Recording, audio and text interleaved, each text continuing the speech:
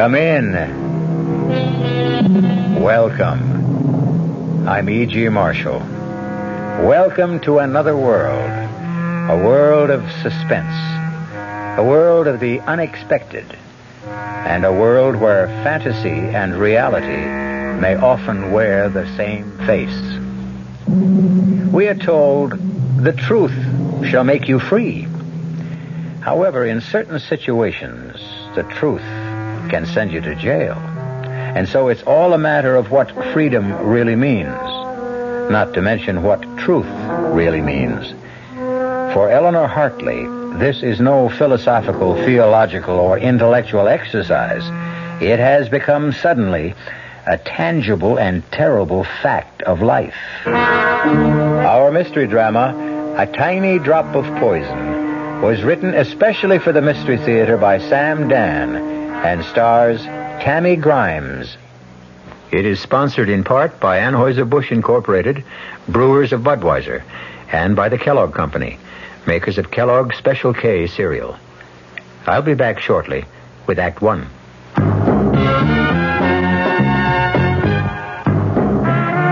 You don't see many people putting salt in their beer nowadays. Not that there's anything wrong with salt on radishes or French fries, but, man, not in the king of beers. Truth is, the only thing salt can do for Budweiser is make it salty. An unwise thing to do to the only beer in America that's Beechwood aged. Unsalted Budweiser has become the most popular beer in the world. That's because in brewing Bud, the Budweiser brewmaster goes all the way for a taste, a smoothness, a drinkability you'll find in no other beer at any price.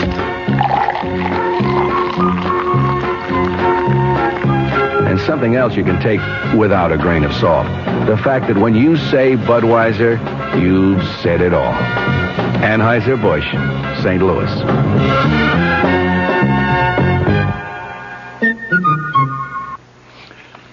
Dreaming about becoming richer? Why not wake up richer every day? At Suburban Savings in North Jersey, getting richer is an everyday reality because Suburban has put into effect higher effective returns. Suburban's limited issue 7.50% savings certificate has an annual effective yield of 7.90%. And Suburban guarantees it from 4 to 10 years with a minimum investment of $2,500. You'll sleep a lot more soundly knowing your savings are earning more money at Suburban Savings. So sleep on Suburban's high effective return tonight and come into any of Suburban's convenient offices tomorrow in Bayonne, Edgewater, Elmwood Park, Emerson, Hackettstown, Morris Plains, Nutley, Paramus, and Sparta. Early withdrawal prior to maturity is, according to regulations, subject to a substantial penalty.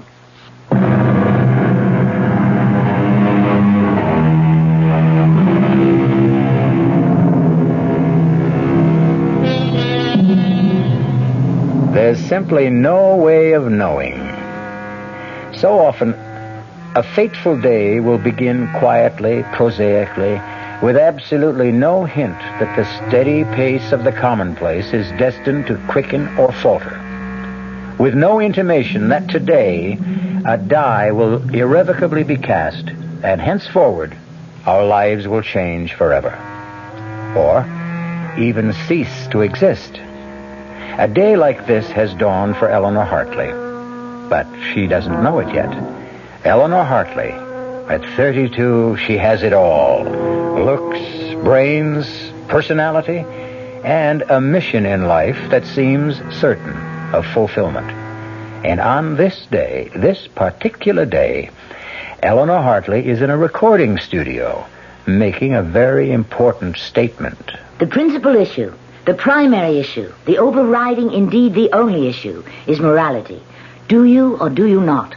Can you or can you not trust your elected representatives? Okay, Eleanor, thanks. We got it. But I haven't finished. That's all we need. Tom, I intend to run my own campaign. Absolutely. Maury, don't edit any of this stuff now. Grab a portable rig and come on with us. We're going to the Madison Beach Club. Just a minute. I have no intention of going to the... You know, we didn't even drink our coffee. Why don't we just relax for a couple of minutes? Mr. Caldwell, I think it's time we reached an understanding. I thought we understood each other all along. You want some sugar? I agreed to run for Congress because a group of concerned citizens asked me. Well, they did. And I thought it would be that simple. Why do I have to go to the Madison Beach Club? You want to talk to people? That's where thousands of them are. Also, you look great in a bikini. I think that's dishonest. Why? It's your very own body. Is it your fault that it's more attractive than your opponent's, who happens to be a bald, paunchy old party hack? Oh, why can't politics be simple? You know, it's been such a morning. Didn't even get a chance to see the papers. Oh, look, right here. Right here on page 1. This is what the game is all about. What? Look, we got some more results from the surveys. You have gone up 7 points in the last week. That's not very much. Are you kidding? An unknown running against Big Jim Parkhurst, an entrenched incumbent? The way you're gathering momentum, we are in. Look, Eleanor, I have to know something. What? Big Jim is going to take you seriously from now on. I should hope so. Things may get rough. I'm not afraid. You don't know what rough is. You don't know how Parkhurst's people will probe and pry and dig. So, if there's anything in your past, anything at all... What are you trying to say? By now, Parkhurst has unleashed the hounds. They'll examine your life from the day you were born. I have nothing to hide. Good. That is... Yeah? No. No one would ever come up with anything to embarrass me. The year you were 22? What about that year? Eleanor, we can't account for it. What are you talking about? Well, we've checked you through school. We've checked you through college. You mean you've actually investigated me? Of course. When you were 23, you married Ted, and the past 5 years have been an open book. But that whole year, while you were 22... Yes, well, like so many kids who get out of college, I was at loose ends. Didn't know what I wanted. So, I just took off. I traveled around the country. I was just trying to find myself. And I did. And that's all there was to it. Okay. Come on, finish your coffee and we're off. Hey, what? Look at that. Oh. No, it's just nothing. It's just an article here. Which article? It's got nothing to do with politics. I just happen to know this guy. Who? Oh, some guy. He was killed about 5 years ago. Murdered one night. Nobody knew why or by whom. Well, this sure throws a new light on the case. Turns out he was a foreign agent. Who'd ever thought that Paul Grover could turn out to be a foreign agent? What did you say his name was? Grover, Paul Grover. Why, did you know him? Grover. No, I never knew anyone. Go figure some people. Tom? Something the matter? I didn't feel good. Got a headache. Maybe I better go home. I'll rest for a while. Eleanor, what's the matter? I told you I have a headache. Okay. It's a woman's privilege.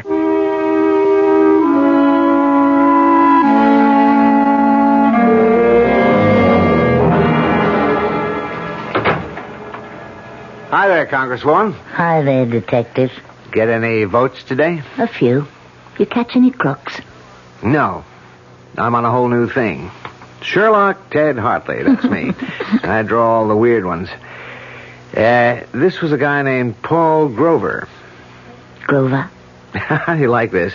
He was murdered 5 years ago, buried and forgotten. Now it's suddenly wide open again. You know why? Tom showed it to me in the morning paper. He was a spy. Which means we have to find out who killed him. Wasn't it always important to find out? Well, now more than ever. The information we have now is that he was ready to come over to our side and spill what he knew. But, isn't this out of your, The Federals asked us to cooperate. So the old man called me in and said, Ted, go get him. Oh. I'm a victim of my own reputation. So now I have to lone wolf around and try to sniff out a case that's 5 years old. Let's eat in tonight. Okay. It's a rare night I have you all to myself. Maybe I should never have gone into politics. What are you talking about? Here you are, a cop's wife. You're more than just a cop. And you're more than just a wife. It's one of those crazy things. You're going to go to Congress. I have to be elected first. Oh, baby, you're home free. My career took off the day I married you. Oh, come on, Ted. No, I was always a good detective, but in the last 5 years, you'd be surprised how many ideas I got from you. You really taught me how to think. What do the police know about the murder? Well, just about zero. They figured Grover stopped for a hitchhiker because when he left his office to drive home, he was alone. They found his car at the side of the road, and he was about 30 feet away, stabbed to death. Funny guy. Lived all alone, no friends, just people who knew him casually. Well, after all this time, how can you expect to find the killer? Oh, I'll find the killer, whoever he is. At least that's what I keep telling myself.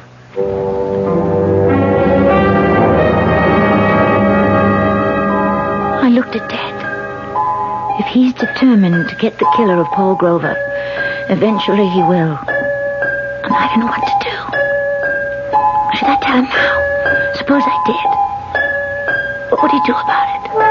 But why? Why should I tell him? He can never find out. For all his skill, experience, instinct, he could never find out. No one could find out. It all happened 5 years ago. When I was someone else, drifting about in another world. How could anyone ever link me to Paul Grover? There were no clues. No one ever saw us together. No one saw it happen. No one.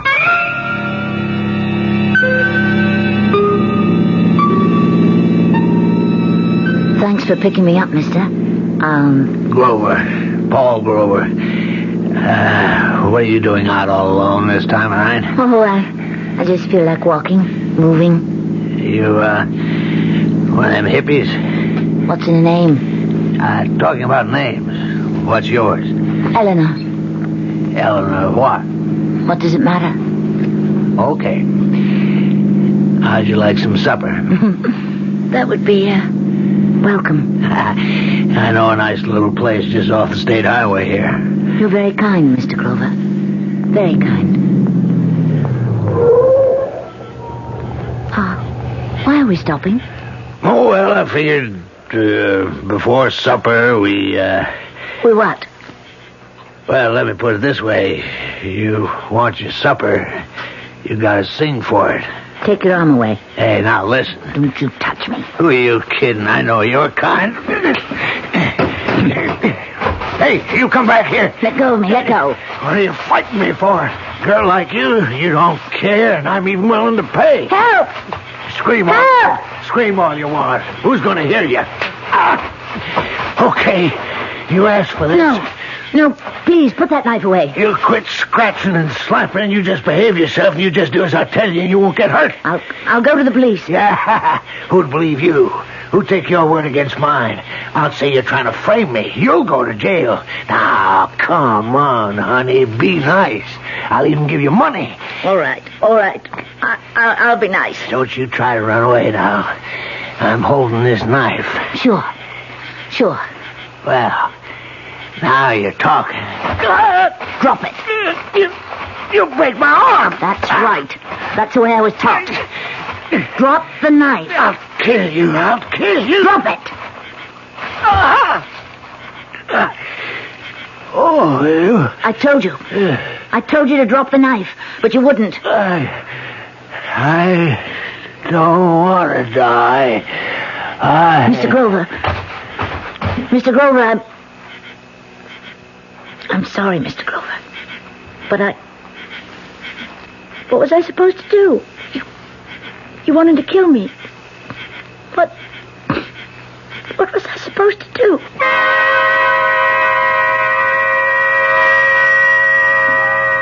He was dead. The knife somehow had been turned against his own body. I just stood there. I remember now. I wondered why I didn't panic. But I was cool. I made sure to leave nothing behind me. Not in the car. Not anywhere around.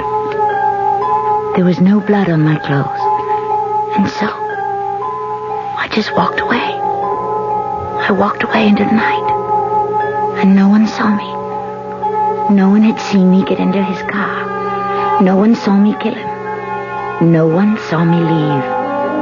Nowhere does any shred or scrap of evidence exist to link Eleanor Daly. Now, Eleanor Hartley, to Paul Grover.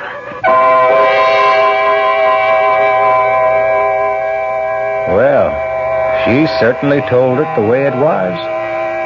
But is it true that there are really no clues? Perhaps there are no fingerprints or bloodstains, but how about other clues?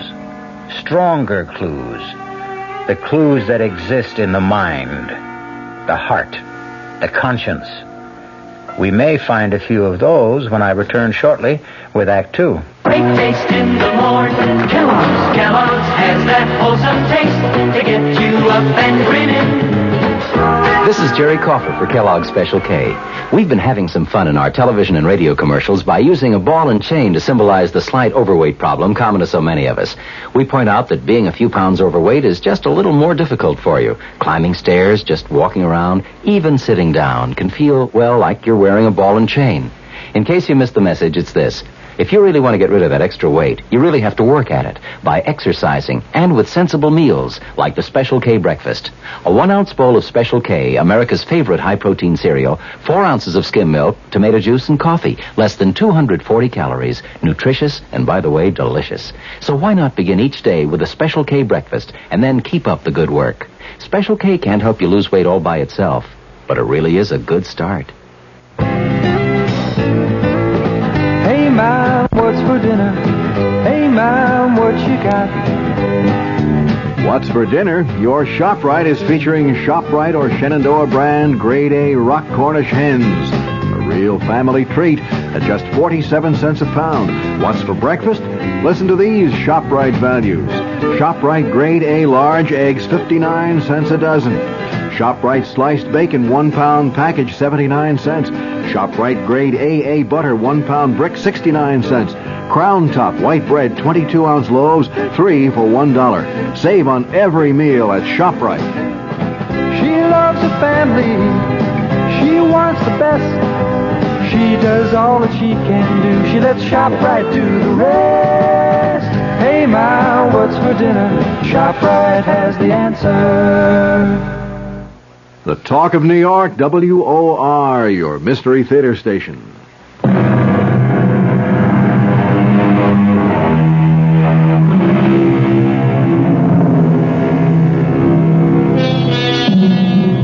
They are a most unusual and attractive young couple, Ted and Eleanor Hartley.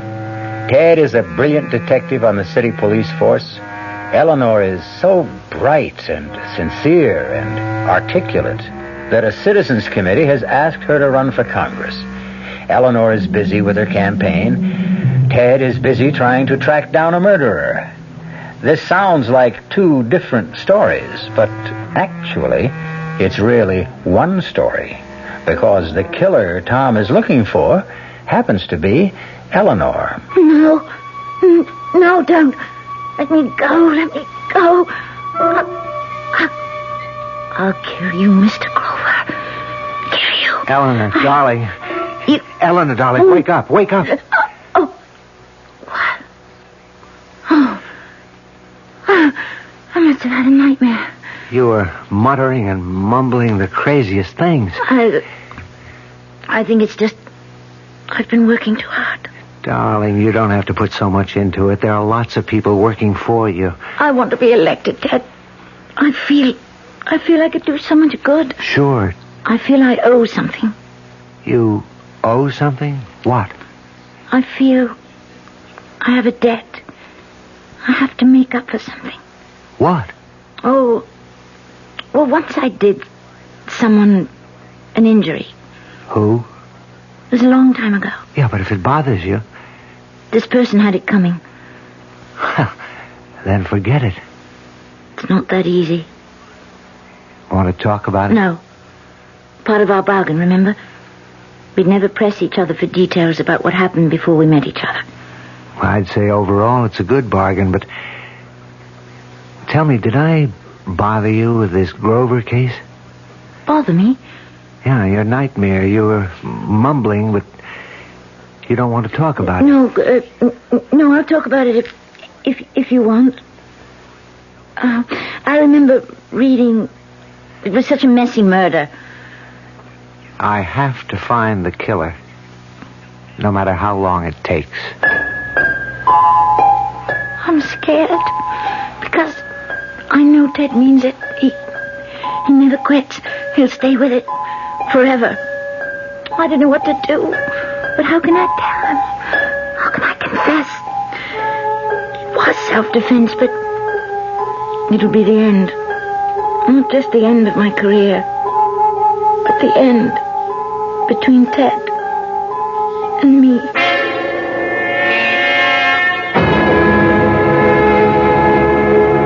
For my part, I offer you a dedication to the truth. I will follow the truth, wherever it may lead. I will seek the truth, whomever it may hurt. What we need in our lives today, at every level, is the truth. The truth.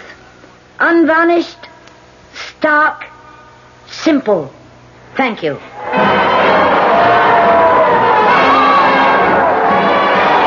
on. We have to go. Come on. How did it sound, Tom? We'll sneak down the back stairs. You're due on the south side in 15 minutes.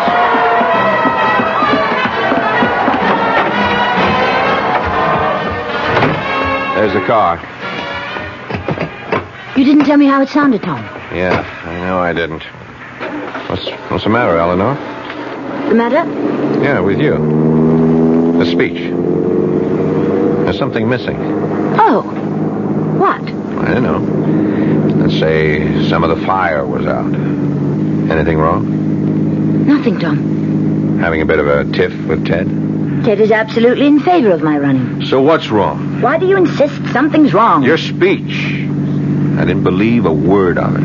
Why? Because it was obvious to me that you didn't mean a word of it either. But Eleanor, something is wrong. Something has been just a little off-key all week. Now, why didn't you tell me about it? Tom, I wish you'd believe me. Everything's just fine. Yeah? I mean it. Well, if everything's just fine, why are you so pale and why are you perspiring? Tom. Then there is something. Tom, there's nothing we can talk about. But it's serious. Yes. Serious. Eleanor, if it should ever come out. It can never come out, Tom, believe me. Eleanor. Please, Tom, don't ask me any more questions. Please. Sure. Okay. But whatever it is, I'm in your corner. I'll back you. I'll fight for you no matter what you did. Even if you committed murder.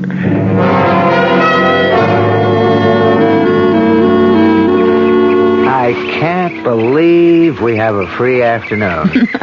Not Ted. You've been busier than I have. Well, that's true. I'm the one who's been doing the neglecting. Guilty. I even got you out here on false pretenses. I'm working. Working? Mm-hmm. I said, let's park the car and go for a little walk in the country, but right here is the site. What site? The site of the murder. The Paul Grover murder. Right here, past this tree. Ted, Huh? What is it, darling? something about this place. What if you want to leave? No, after all, if you want me to help you. Right here, past this tree, is where he drove off the road. To, pick up a hitchhiker. No. I don't buy that story anymore. Why not? There was another car. Oh? There were tire marks about 50 feet south of here where another car pulled off the road. But, didn't the police know this 5 years ago? Oh, sure. It was in the report, but the police are like everyone else. We have a considerable body of knowledge, but we only use what seems relevant at the time. You think there was another car involved? That's right. Someone met him here and killed him. It has to be that way, because he was being set up. So you see, I've got some clues. I have those tire marks. They made a mold 5 years ago. And I've got this little button made of bone. It was clutched in Grover's hand. You take a look at it. I looked. There was a little button, the sleeve button, from a corduroy jacket. One of a host of buttons that adorned that jacket. The jacket I had worn that night. There were so many buttons, I never even noticed the one that was missing. That jacket. I still have it. I don't wear it often, but I still have it. It's in one of my closets. What you're saying is that if you can find the jacket it came from, you've got your killer. That's right. I've got him. Him? Well, it's from a man's type field jacket, very popular about 5 years ago, although lots of people wore them. I think you've got one like it back home. Anyhow, there was a fight. Grover was stabbed. The killer took the money. But I didn't... Didn't what? I didn't know that robbery was the motive. Wasn't it supposed to have been a secret agent thing? I figure a hired killer. But he was stupid enough to pick up some loose bills. That should hang him. Are you sure? You know what else I've got? I found a witness.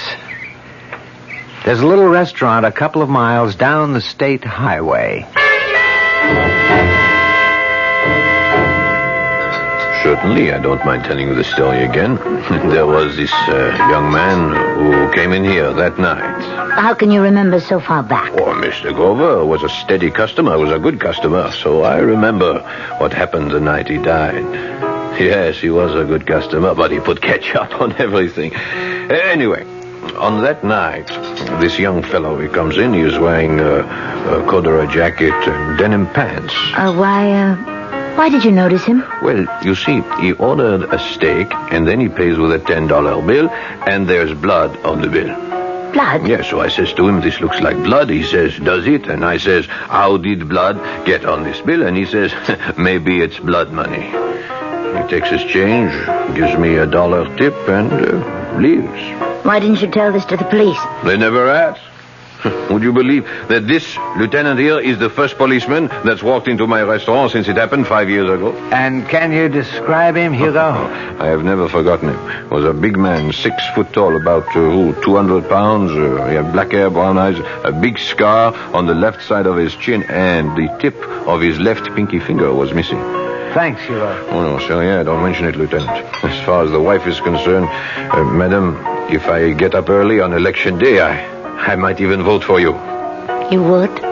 Why? Oh, I don't know. Maybe that's why. What? Well, you see, you tell the average politician that you're going to vote for him. He shakes your hand. He looks sincere. He says, thank you.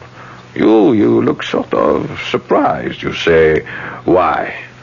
That is honest. It shows you're honest, and that's something.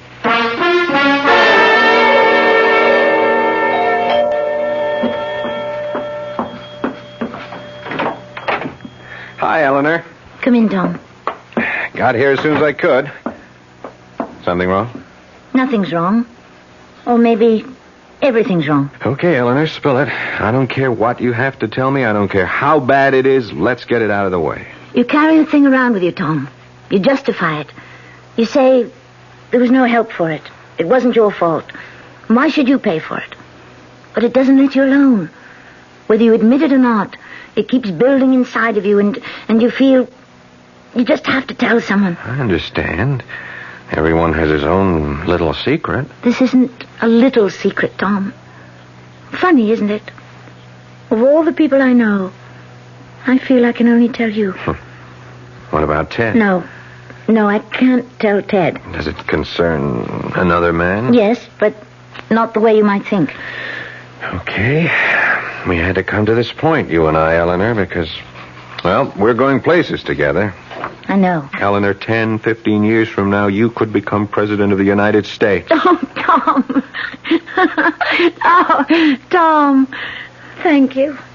Oh, I needed a laugh. Why are you laughing? Sooner or later, we'll have a woman president. Why not you? Dream on, Tom Caldwell. Dream on. For all of them, it began with a dream. So ask yourself, why not you? You'll be 40ish, even more beautiful than you are now. Wiser, more experienced. Now, what could hold you back? Excuse me. Hello? Darling? Ted, where are you? At police headquarters. I won't be home until late. Can't it wait? No. I have to do it now because I just brought in my prisoner. Who? The killer. You know, the guy that murdered Paul Grover. The man who murdered Grover? Can you be sure? Yeah, I'm sure. We got him cold.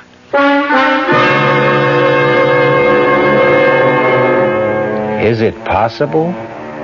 Can two people have murdered Paul Grover? We know of one, but who is the other? Can there be another? Maybe it's possible to murder a man twice. We will deal with a number of interesting possibilities when I return shortly with Act 3. Oh, sure. You can talk about good-tasting diet drinks, but I know. I'm Goldilocks, and here at my taste-testing laboratory, I taste-test them all. And nobody's been drinking my diet drinks until I tested sugar-free Diet 7-Up. And then, kabloomy! Every bear wanted some. Diet 7-Up is fresh, natural, delicious. Sugar-free Diet 7-Up. This one's just right. Hello, Amco. My automatic transmission just got automaticing. I was wondering, do you service Chevrolets? Do we service those sensational Chevrolets? Ma'am, Amco has serviced over 3 million automatic transmissions of all kinds.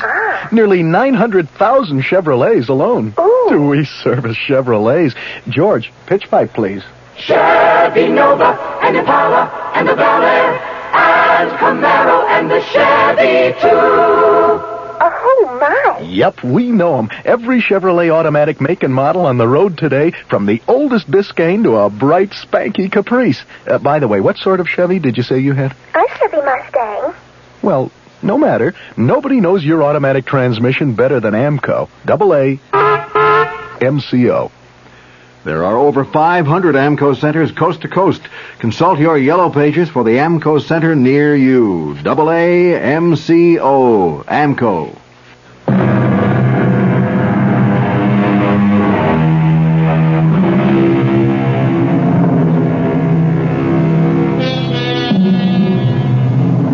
Although once is usually par for the course, it does appear that some people can be murdered twice. 5 years ago, Eleanor Hartley was forced to kill a man in self-defense. And now it develops that the police have evidence against another killer. And Eleanor Hartley, whose horizons are unlimited, now has to make a crucial decision. Everything all right with Ted?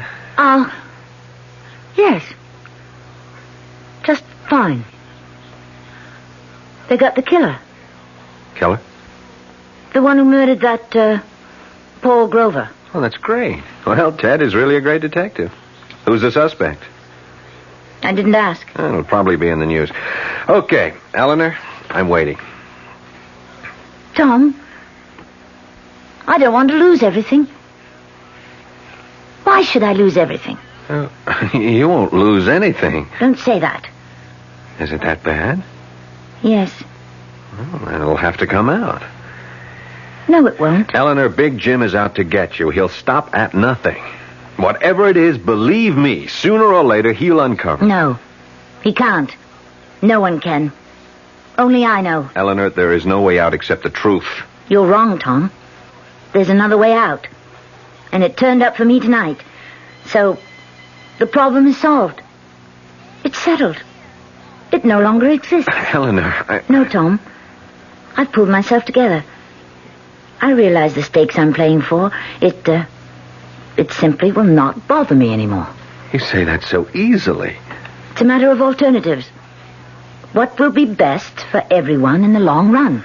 Well, I don't know what it is, but I sure hope you can live with it. I've lived with it for 5 years. I can live with it forever. I'll have to.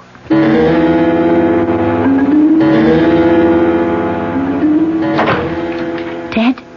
Oh, I'm sorry I woke you. Did you think I could fall asleep?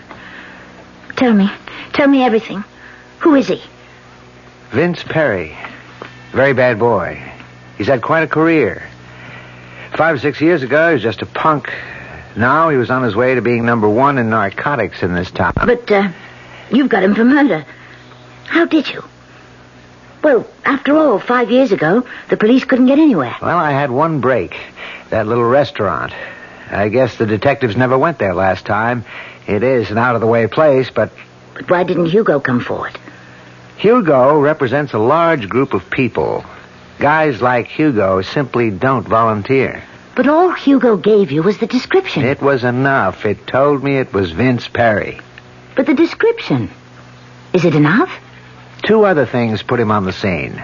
The tire marks. They're a very special Italian tire. I checked back. I found out that Vince Perry had come into some money, bought an imported custom Italian car. Oh. And the button. I made the rounds of clothing stores all around his neighborhood. Mm-hmm.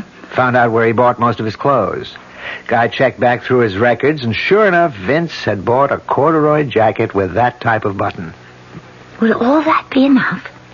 The description, the button, the cast the cops took of the tires 5 years ago. Plus, well, I shouldn't say that. What? Plus the fact he looks like a killer, has a bad reputation. Well, we don't have to worry about him anymore. Why did you say that? Who was worrying about him? Well, I'm sorry. Did I say something wrong? No, let me just swallow this. Now, wait a minute. What's with the pills? I need something to help me sleep. But you never took pills before. I've never been under this kind of pressure before. Well, why should you be under pressure? You don't understand politics. I thought the idea was just for you to get up and tell the truth. It's more complicated. Because you make it more complicated. Well, you don't know what a strain We're fighting. Hurst himself. Do I have to meet him? He's really a very nice guy. He's a thief. Oh, and this morning I've arranged for you to visit Vince Perry. Vince Perry? Yeah, in his cell. Why would I... Calm down. How could you even suggest... Look at it this way. You have to do me a favor because I have to do Charlie Colligan a favor. Who's Charlie Colligan? Who? Your worthy opponent, Big Jim Parkhurst himself. Do I have to meet him? He's really a very nice guy. He's a thief. Oh, and this morning I've arranged for you to visit Vince Perry. Vince Perry? Yeah, in his cell. Why would I... Calm down. How could you even suggest... Look at it this way. You have to do me a favor because I have to do Charlie Colligan a favor. Who's Charlie Colligan? He'll deliver the vote for you in the 4th Ward. This is the kind of politics that I intend to fight. No, my dear, these are the kind of politics that I shield you from. Vince Perry just wants to see you. Why? Well, it'll be a very private meeting. Nobody will even know you were there. Why? Colligan owes him a favor. Do you mean to tell me that if I refuse to see this gangster, I can lose the 4th Ward? It's not that simple, that open and shut. But elections have been lost by 1 vote. Well, let's get it over with.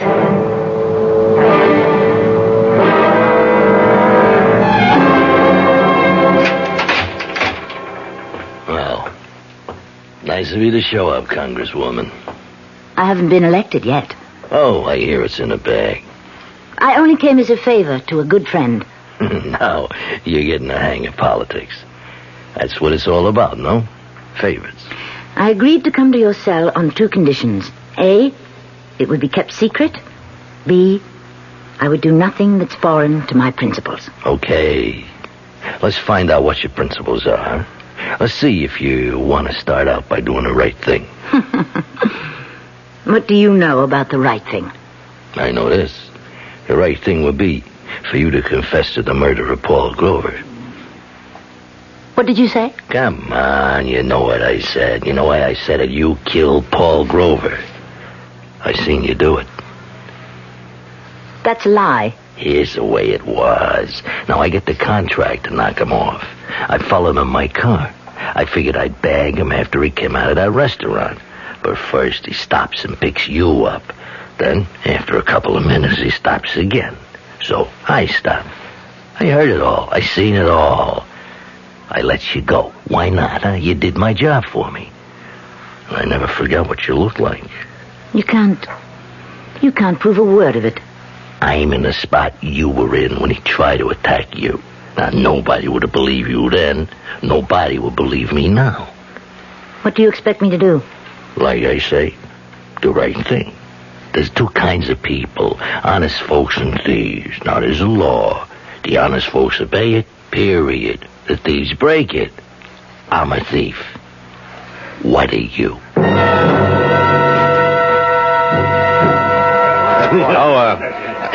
Eleanor, I don't think you two have ever met. I'd like to present you to your opponent, Congressman Jim Parkhurst. How do you do? Well, so you're Eleanor Hartley. Well, now I know why I'm going to lose. You're even prettier in person. I think I'll leave you two to chat. Excuse me. Are you already conceding, Congressman? Oh, sure. My time's run out. Really? But you're running a very aggressive campaign. Well, you kill a snake, the body can still wiggle. No, dear, I've had it. The voters are wise to me. You know, I always thought you were an ogre, and you are, but a very charming ogre. Eleanor, let me give you a word of advice. Advice? Best in the world, because it's advice I never followed myself. Now, when I became aware of you for the first time, you broke my heart. How? I saw you as I was, 30 years ago, filled with spirit, sincerity, a desire to find the truth and work for it. Really? Yeah, sounds strange coming from me, doesn't it? Well, just remember, it doesn't happen all at once. You wake up one day and, well, yes, you're a crook. You're dishonest. You betray your constituents. Now, you're not really that bad. My dear, I'm worse. It starts with the first lie, the first deal. That's when you swallow that first tiny drop of poison. Remember that. Have you tasted yours yet? No, don't answer. Just think about it. Thank you, Congressman. Thank you. Well, I know you'll have a highly successful career because you're a very honest little lady. You might even become president. Good luck. Well, what did you think of Big Jim? Tom, I want to do something, but I need your advice. I want to make a statement. It's something that is true, but it would end my career. Then why make it? Because it's the right thing to do.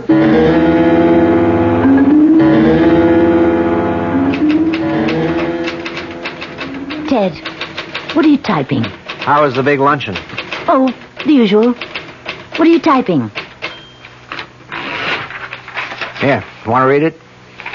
To Chief of Detectives, Dear Inspector Summerfield, please accept my resignation from the police force. Ted, what's this? Oh, I don't know. I just don't want to be a cop any longer. Why? Why? Well, look, you'll be going to Washington. I thought we... Why do I have to be a cop all my life? Why can't I try something else?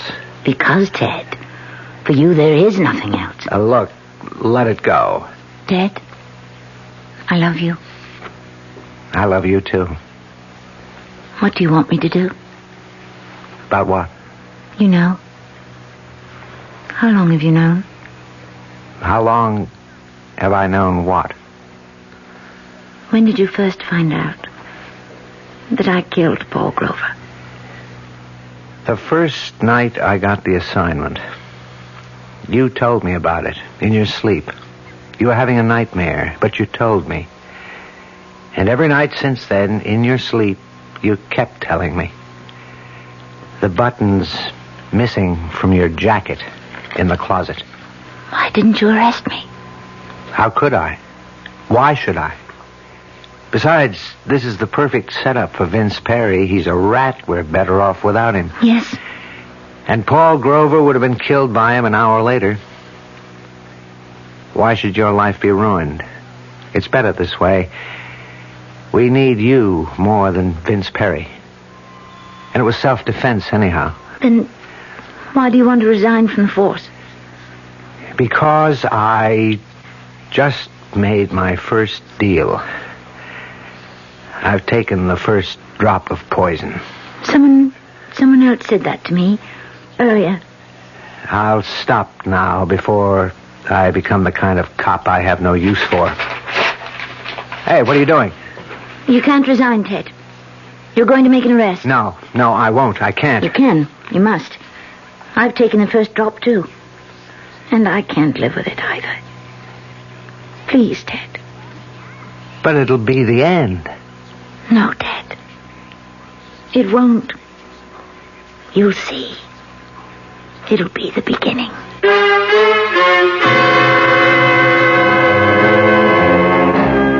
It was quite an unusual arrest and an unusual confession, an unusual trial, and a rather unusual verdict. Not guilty. It would be nice to be able to say that she was elected, but no, there is a limit to the unusual. A pity. I'll be back shortly. Hi, Ms. Goldilocks here. Professionally taste-testing diet drinks can be very difficult, but I've just had to bear with it. Then I found sugar-free Diet 7-Up. It doesn't taste like other diet drinks. It's fresh, light, natural, delicious. Sugar-free Diet 7-Up tastes so good that I've taste-tested it hundreds of times, and each time I've given it my seal of approval. Yes, this one's just right. Our cast included Tammy Grimes, Paul Hecht, Robert Dryden, and Earl Hammond. The entire production was under the direction of Himan Brown. Radio Mystery Theater was sponsored in part by new sugar-free Diet 7-Up. This is E.G. Marshall inviting you to return to our Mystery Theater for another adventure in the macabre. Until next time, pleasant dreams.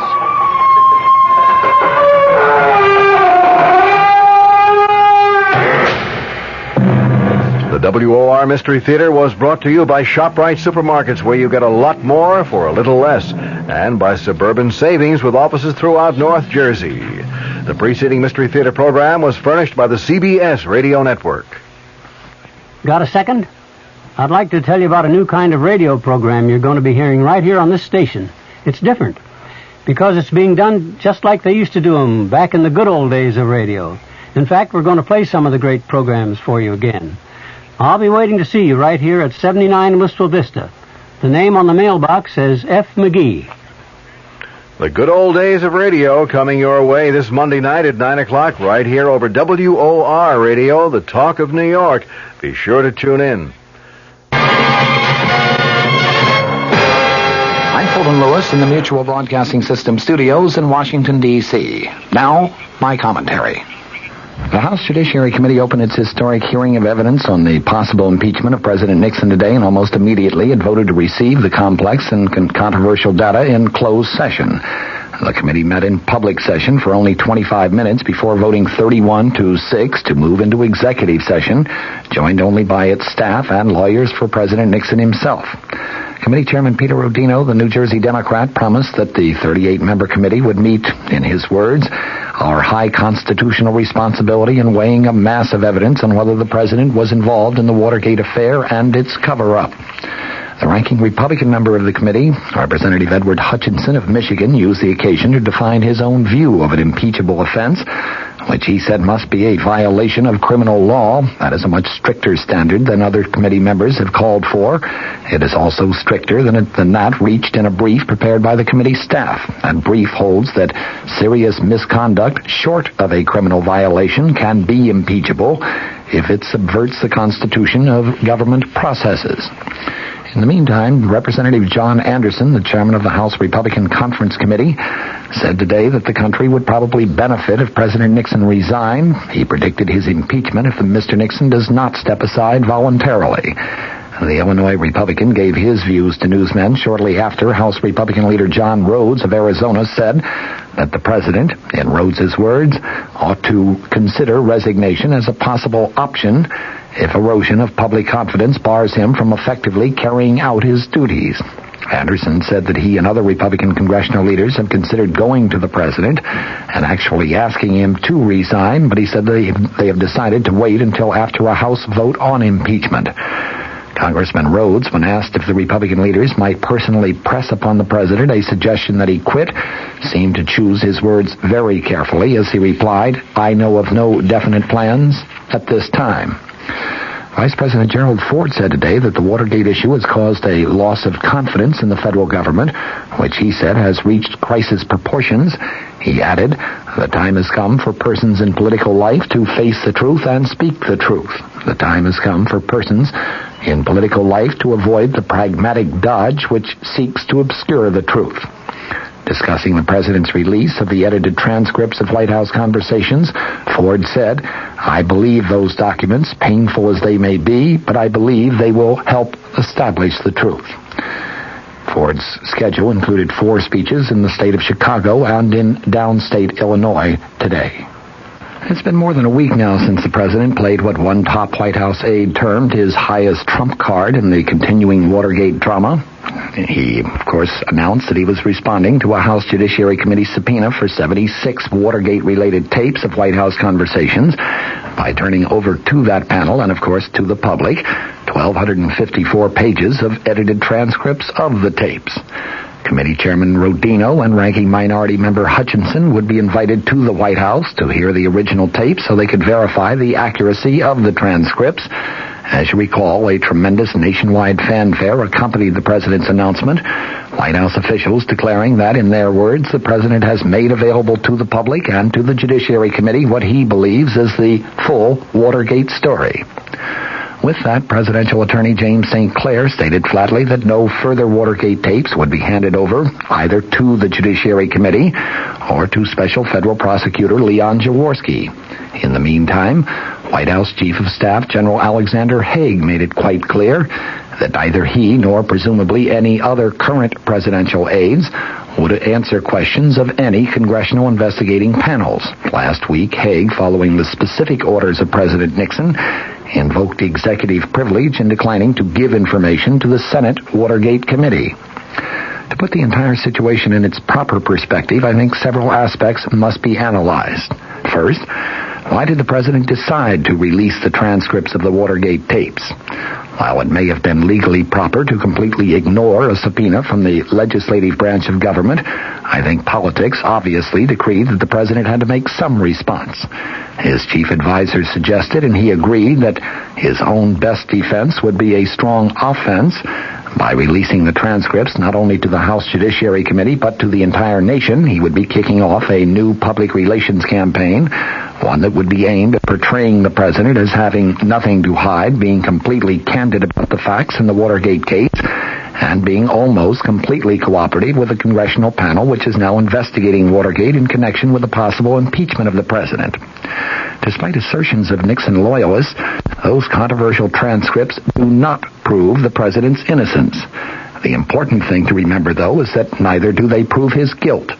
The picture they paint is one of complete confusion, one that is, of course, open to widely varied interpretations, and that, in essence, is all the White House feels is necessary in order to at least temporarily, perhaps permanently, sidetrack the impeachment proceedings. Without further clear-cut evidence of any wrongdoing on Mr. Nixon's part, no fair jury, including the Congress, could possibly find him guilty. The tape transcripts, in and of themselves, do create reasonable doubt as to the president's guilt, and that, of course, is all that is necessary for acquittal under the American system of justice. In this respect, the decision to release the transcripts was probably a very wise decision. What do those transcripts reveal? Well, when read in their entirety, they do not substantiate the president's claim of May 22nd of 1973 that he had undertaken, in his words, an intensive effort of my own to get the facts and to get the facts out. Conversations covered by the transcripts seem more like script writing sessions, a coordination, a very careful coordination between the president and his chief advisors, Ehrlichman and Haldeman, regarding a plan of action regarding the Watergate case. There is nothing conclusive indicating that they were concocting some plan of action to protect administration insiders who might have been involved in the break-in of June 17, 1972 at the Democratic Party national headquarters. There is nothing conclusive indicating that they were trying to cover up the facts in the Watergate case. Admittedly, there are very, very strong suggestions along those lines, however, and perhaps that aspect of the transcripts has dismayed and disappointed some of the president's principal defenders to date, including Senate Republican leader Hugh Scott and House Republican leader John Rhodes.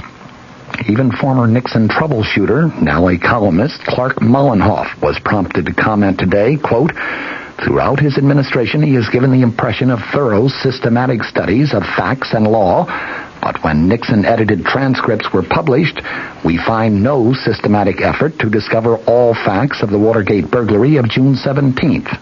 Instead, we find crafty, dishonest efforts to learn what the United States Attorney's Office and the FBI might develop from sources that could not be controlled or coerced into a preconceived scenario. Mr. Nixon made no systematic effort to consult the criminal law experts or the constitutional law experts to determine what the president should do in carrying out his responsibility that the laws be faithfully executed. Instead, we find President Nixon fumbling with only a superficial understanding of the law of evidence and incredible insensitivity to the problems of obstruction of justice.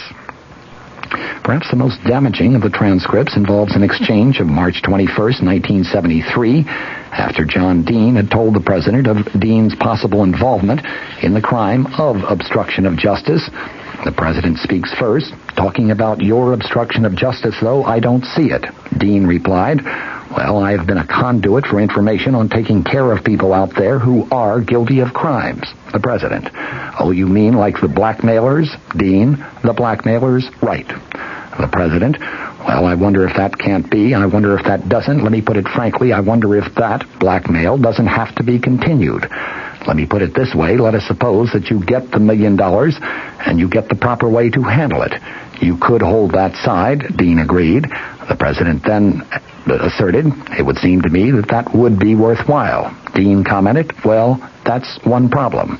The president, I know you have a problem here. You have the problem with convicted Watergate burglar E. Howard Hunt and his clemency. Dean, that's right. And you are going to have a clemency problem with the others. They all are going to expect to be out of prison, and that may put you, Mr. President, in a position that is just untenable at some point.